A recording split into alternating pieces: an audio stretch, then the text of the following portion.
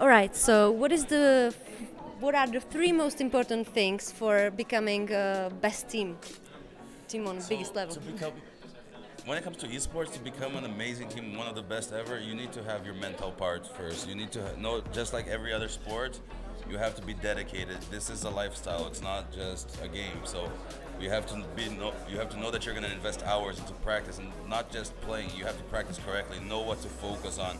So you need to, this area, you need to be very self-critical. So you need to be dedicated, self-critical, and open-minded. Because if you don't have an open mind, anytime one of your teammates gives you feedback, you're negative about it, it's really hard for you to improve. And a game like we play, it's team-based is more important than individual always. So you need to listen to your teammates. So that was my second question.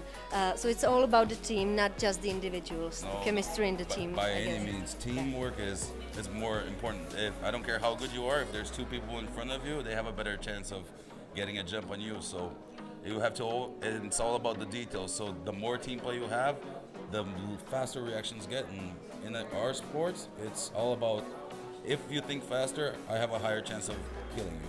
So if my teammate is better and we're more coordinated, we're always gonna have an advantage, and that it happens in the most minute details in this game. And I think it's beautiful. It's kind of the beauty in our sport. Do you think that communicating in English in like international teams is harder than communicating in their mother language? I think it depends on the culture a lot because for Brazilians, we don't normally learn English as a second language. Like we all learn from traveling, from interviews, from being around the world, but it's not native to us. I think in some places, like if you're from Denmark, Sweden, where they teach you in primary school, that it's not going to be as hard to learn. It depends on how fluent you are and if you can think in that language naturally. Because it's one thing for you to be able to speak it, but for you to have your most inner thoughts become in that language and communicate that fast, that's hard. And sometimes you can't explain the details, like I said. So of course, the mother language will always be easier. All right. Is it easy to predict win or lose of the game in like the first rounds? Oh, it's almost impossible to predict the outcome of a match, unless, of course, things are going really bad for one team. But it, I think that in Counter Strike, the beauty is no team is ever out.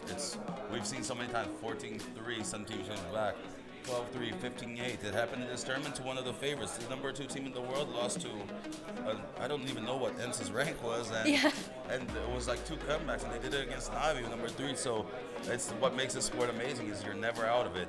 It's not like football where 2-0 at 90 minutes, you know the odds are low, right? You always will have a chance. Right. Is it common to flip the game like in the middle to be on the losing side for the first part of the game and then just come right at it and turn the score? As surprising as it is, it's pretty normal because we have 7 different maps. Some maps you start on the harder side, so you already start with the disadvantage. But once they change the side, you're gonna have that advantage. So it's pretty normal. I wouldn't say it's the most normal thing that happens because maps are pretty balanced nowadays. But there's always one or two where you can start losing. And I'll give you an example. When we were playing Train against Renegades, we only got four rounds on one half. It was 11-4 for the other team. We knew we had done more than enough on that side, and that if we just got the first pistol round in the match, we'd be okay. And that's exactly what happened. I think we only lost one round after. Right. So, what is your next strategy for the remaining season of this year?